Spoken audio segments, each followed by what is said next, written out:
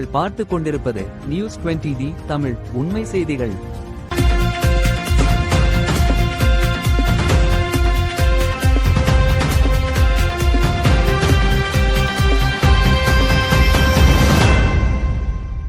தமிழ்நாடு சட்டமன்ற பொது தேர்தல் 100 விழுக்காடு வாக்களிப்போம் என மாவட்ட ஆட்சித்தலைவர் அலுவலகம் சார்பாக மதுரை வண்டியூர் பூங்காவில் பொதுமக்களிடம் விழிப்புணர்வு சபதம் எடுக்கப்பட்டது.